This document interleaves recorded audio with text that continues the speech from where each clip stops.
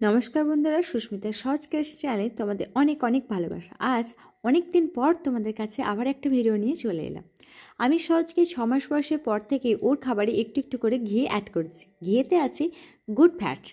ঘি খাওয়ালে বাচ্চাদের কিন্তু হাড় মজবুত করে, আর এটা কিন্তু বাচ্চাদের জন্য খুবই স্বাস্থ্যকর একটা খাবার। তো বাজার চলতি ঘিয়ের তুলনায় বাড়ির যে ঘিটা সেটা কিন্তু অবশ্যই স্বাস্থ্যকর হবে, আর সেটা বাচ্চাদের জন্য খুবই ভালো।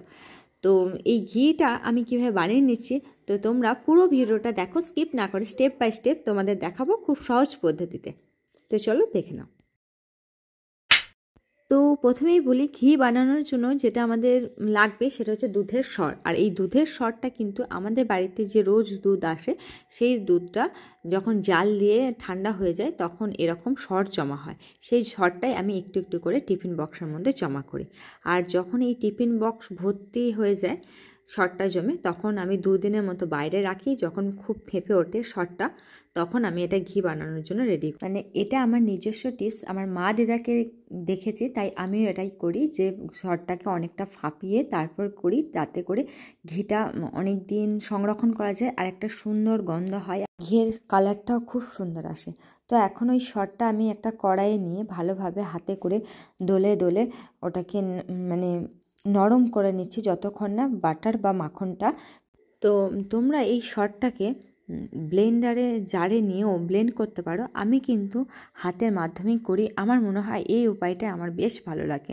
ব্লেন্ডার জারের মধ্যে কতটা কি হবে আমি খুব একটা জানি না, কারণ আমি ওটা ইউজ করিনি। আমি কিন্তু যতবার ঘি করেছি হাত দিয়েই করেছি, আমার মানে মা দিদার দেখা এই প্রসেসই। আমার কিন্তু এটা করতে খুব ভালো লাগে। হাত দিয়ে যখন দুলে দুলে সরটা দেখবে তেল বেরিয়ে গেছে, একদম আঠালো টাইপের হয়ে আসছে, ঠিক তখন তোমরা জল ঢেলে দেবে। এই জলটা যখন দেবে তখন যদি ফ্রিজের ঠান্ডা জল দাও আরও ভালো হবে, আর খুব তাড়াতাড়ি ওপর থেকে মানে বাটার বা মাখনটা ভেসে উঠবে। দেখো আমার এখানে কত সুন্দর বাটারটা ভেসে উঠেছে। তো এখন তোমরা যদি হোমমেড বাটারও বানাতে চাও, তো সেম প্রসেসে এরকম বাটারটাও তোমরা কিন্তু ফ্রিজে স্টোর করে রাখতে পারবে। এখন আমি এই ওপরে যে বাটারটা দেখতে পাচ্ছ মাখনটা, এটা আমি তুলে বেশ কিছুবার জলে ধুয়ে নেব। জলে ধুলে যখন ঘি বানাবে তখন খাঁকিটাও কম পড়ে, আর ঘিটাও কিন্তু অনেক দিন সংরক্ষণ করা হয় খুব ভালোভাবে। তো যত জলে ধোবে না তত ওই সুন্দর যে এক্সট্রা যে সরগুলো আছে সেগুলো সব ধুয়ে যাবে, ভালোভাবে হবে, আর ঘিটা কিন্তু খুব ভালো হবে। তো আমি এখানে 2-3 বার জলেতে বেশ ভালোভাবে ধুয়ে নিচ্ছি। তো এই প্রসেসিংটা তোমরা ফ্রিজে ঠান্ডা জল বা নর্মাল জল দিয়ে করতে পারো। আমি এখানে ঠান্ডা জলই ব্যবহার করেছি, যাতে করে খুব সহজেই কাজটা হয়ে যায়।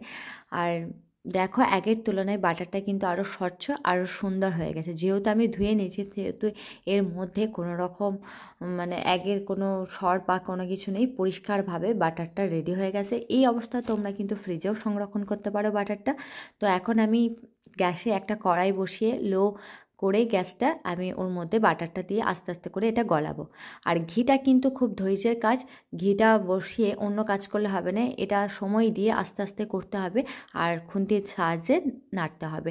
আর লো টু মিডিয়াম আঁচে রাখতে হবে, যাতে করে ধরে না যায়। না খুব তাড়াতাড়ি যদি ঘিটা এটা হতে থাকে তাহলে এর গন্ধটা বেশি দিন থাকে না।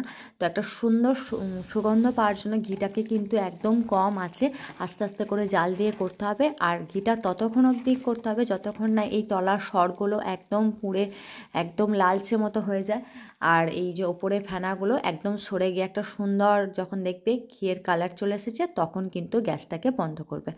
আর বন্ধ করার পর ঘিটা যখন একদম পুরোপুরি ঠান্ডা হয়ে যাবে, তো একটা ছাঁকনি বা কানির সাহায্যে ছেঁকে নেবে। তো ঘিটা আমার এখন ঠান্ডা হয়ে গেছে, আমি এখন ছাঁকনির মাধ্যমে ছেঁকে তোমাদের দেখাচ্ছি আমার ঘিয়ের কালারটা কতটা সুন্দর, কতটা স্বচ্ছ এসেছে।